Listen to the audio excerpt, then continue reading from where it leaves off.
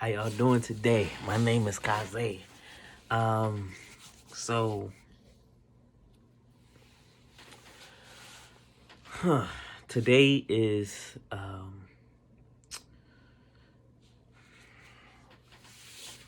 it's an interesting day. It is a it is a anniversary of someone that meant the world to me, even though I didn't know them personally, but it was um important to me. Um, man, today marked the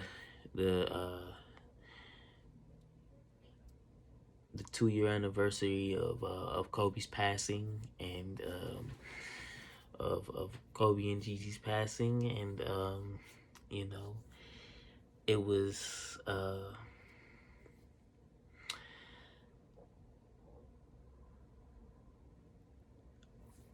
there was a lot going on in my mind at the time about um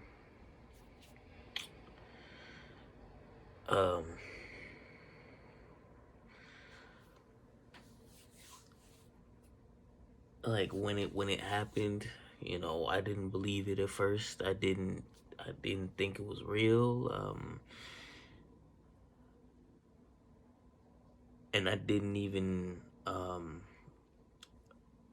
fully I didn't fully take it in until um the next day. And oh man, man, it's crazy. It's crazy. It didn't even seem like it's been 2 years. You know, seemed like it was like it just happened yesterday. But you know, today it's the 2 year anniversary of that. So it's crazy. It's crazy. Like,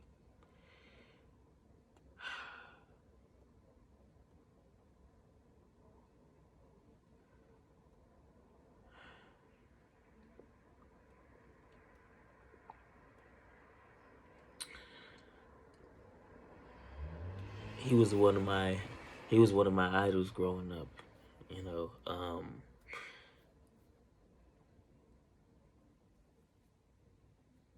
I bled purple and gold. I still bleed purple and gold.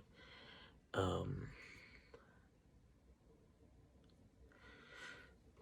the mama was you know he went from Froby to like transitioning between around the time when he got his 81 point game.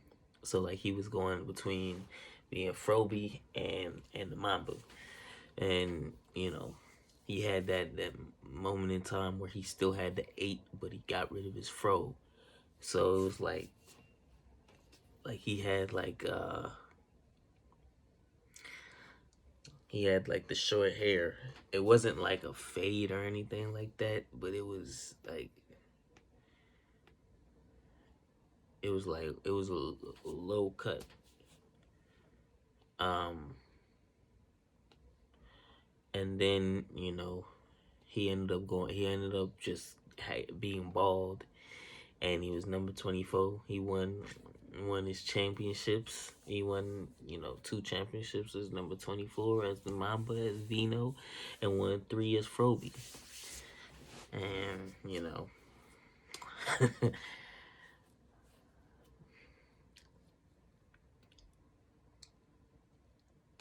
he inspired me in so many ways. And you know I got to I got to see him in person.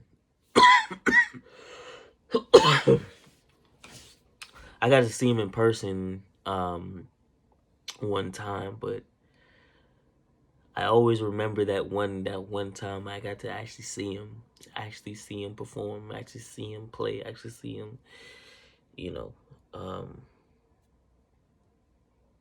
can't say ball out because it wasn't exactly a ball out performance, but it was a performance that I'll never forget. And my brother don't ever let me forget how he played. I always look at the positive, but he always brings up the negative about it. Like the one game I got to see him play, because my brother's also a Clippers fan, so of course it was, only reason I was able to go is because it was a Clippers home game, and the the Clippers tickets were cheap, while our tickets were expensive. But hey, that's what happens when you're the bigger draw. But um, it was a Lakers Clippers game. The Clippers were home, and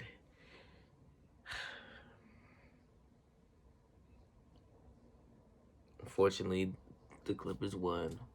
You know, that's neither here nor there.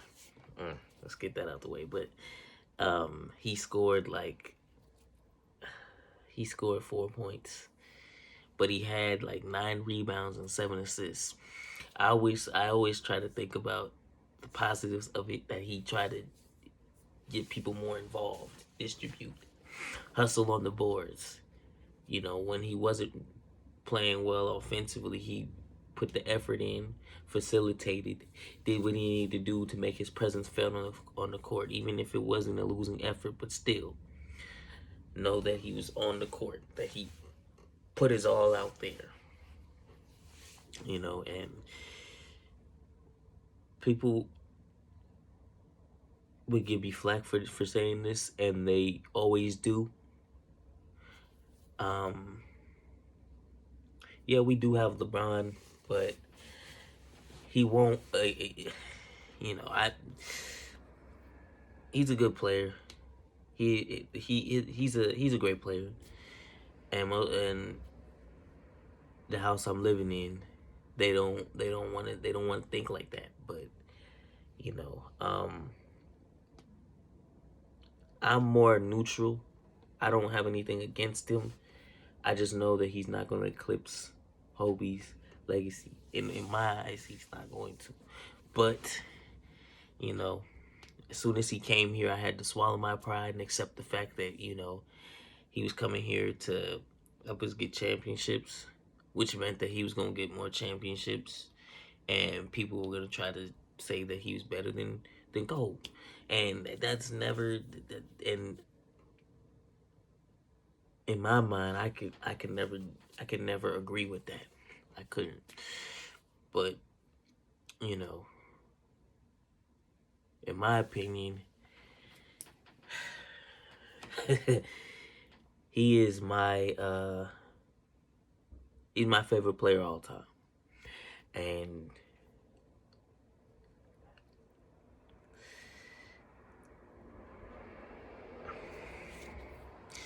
y'all could hate me. Y'all could say I lose all credibility by saying this, but I'm gonna say it anyways. I don't give a. He better than Jordan. I said it. I said it. Or he was. He was. Yeah. And in my opinion, y'all could disagree if you want to, but in my opinion, he is.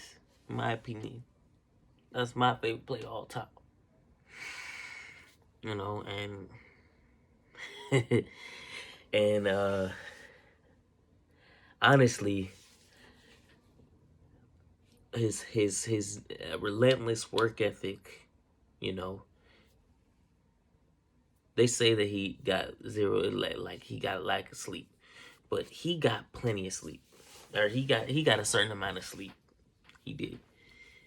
Um, his approach to the game, his work ethic, the impact he had on the generations coming after him. You know, his effort, his energy, the mentality, the mom mentality, all of that, um, and his ability to. I'm trying to figure out a way to say this, but the way that he's able to be a great father, and a good husband, regardless of they might have had some stuff in the past that they were going through, but they made it through that, and they came out strong after that. You know,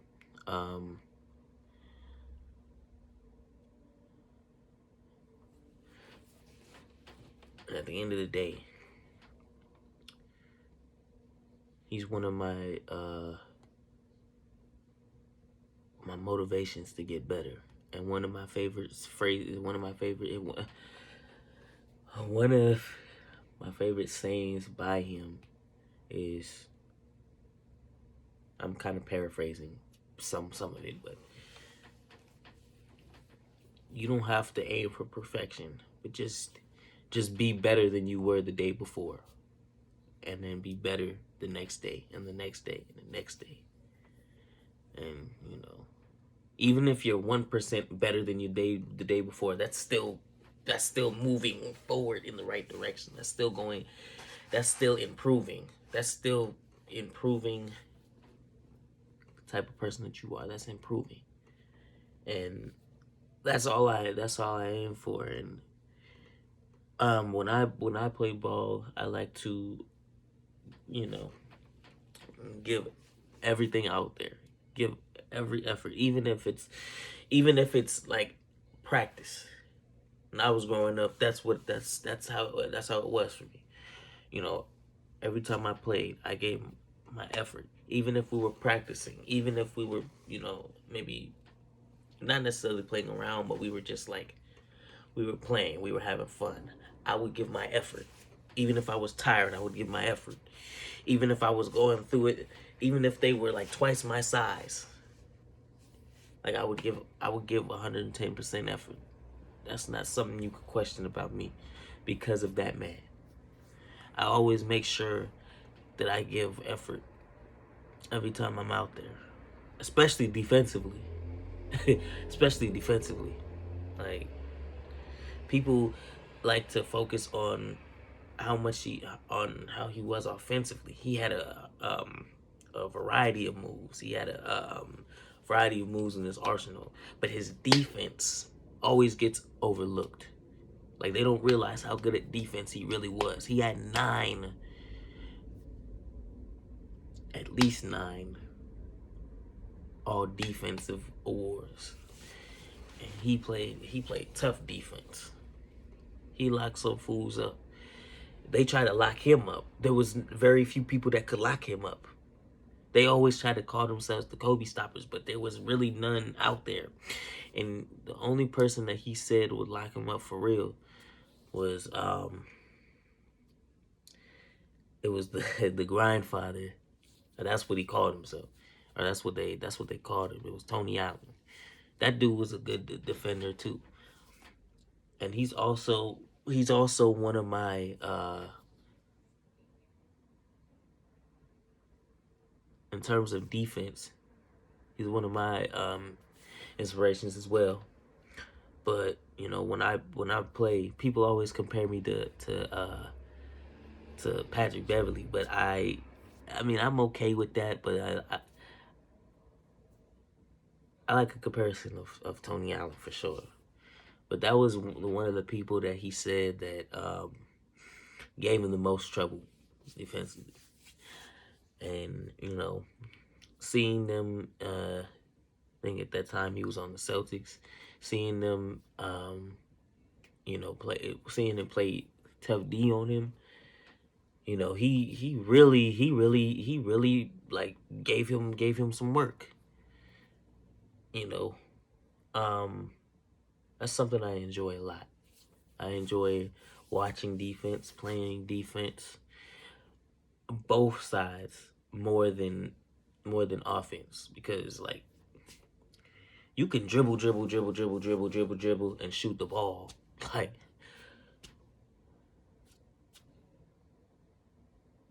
but like, it's interesting. It's fun to watch at times, but I'm more of a fan of defense and hustle and energy, And there's only there's only so many people that can do both really well. You know, Kobe was one of them. MJ was definitely one of them. Kawhi is one of them.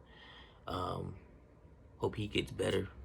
Um, because it's no fun. It's no fun playing the Clips when he's not there. Because like you want them to be able to. And speaking of another one, PG is also one of them too. But it's no fun playing against them if they're not fully healthy, and we're not fully healthy this season either. We're like we've had trouble with that, but you know, it is what it is. These things happen. But I think I lost track of where I was going before. But I think that um man, it's tough. I think that hmm,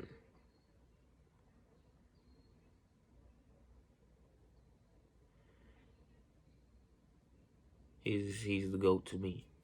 That's all I'm gonna say. You know, I could continue to say more, but this is really long as is.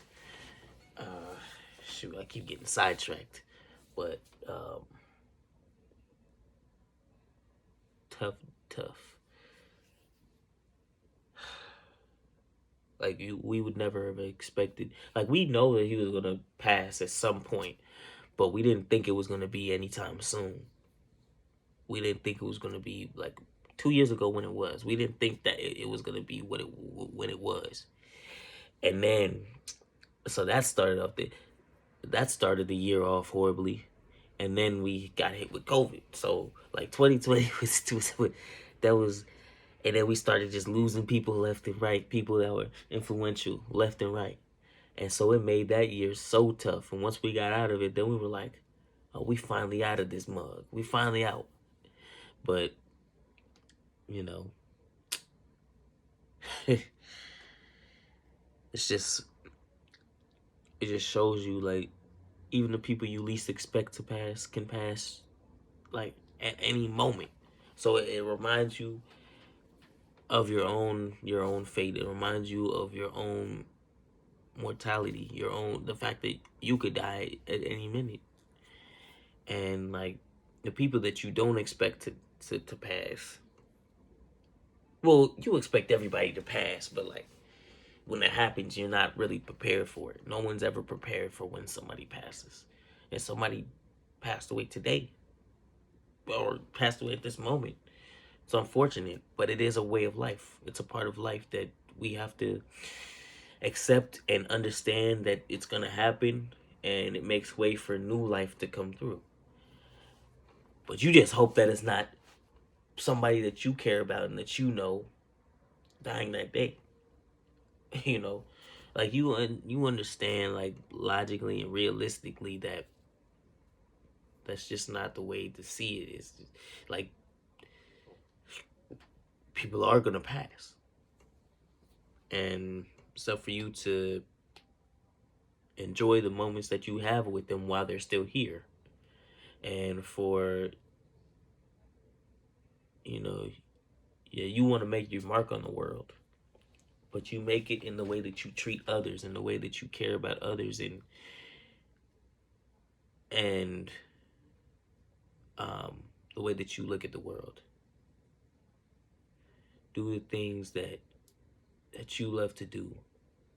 Make your impact on the world by doing the things that you love to do, and doing it with a smile on your face, enjoying it, enjoying the whole process, enjoying every step of the way as long as you can.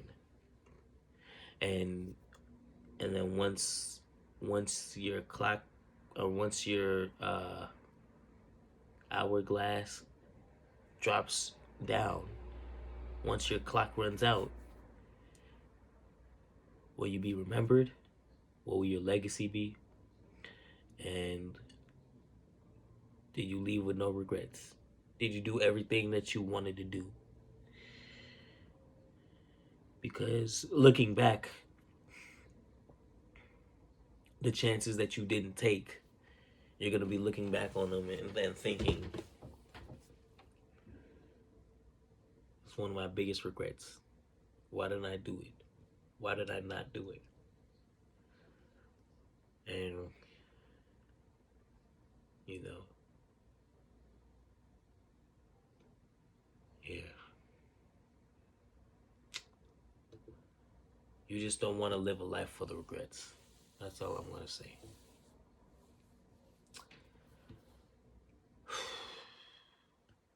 And I know for a fact he put his blood, sweat, tears into the game for 20 years. And he did everything that he set out to do. You know, he traveled the world. He had a 20-year career, 5 championships. He inspired the next generation after him. He he got a he got an award for the book that he made. You know, or for the film, not the book, film, the film that he made, Dear Basketball. You know,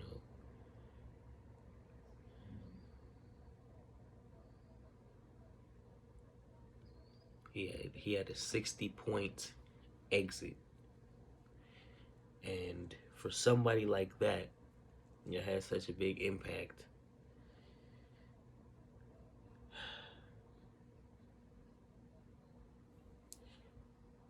You worry about them going out, about the way that they go out.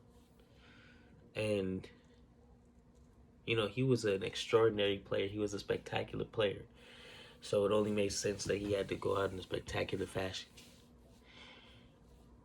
Even though that just sounds horrible to say, but like, you know, you don't want him to die. You don't want him to go of a heart attack. You don't want him to go of like getting shot or nothing like that. You know, so I guess bursting in flames. That just sounds horrible too. Uh, there's no good way to say it. There's no good way to phrase it, but you understand what I mean. So, um, yeah.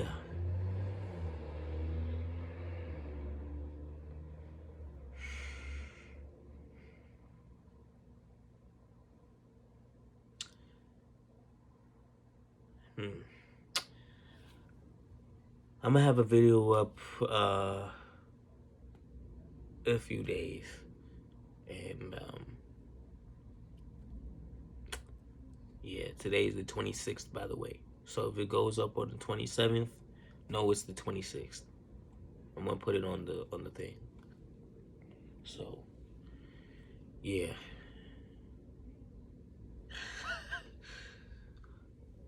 All right, y'all.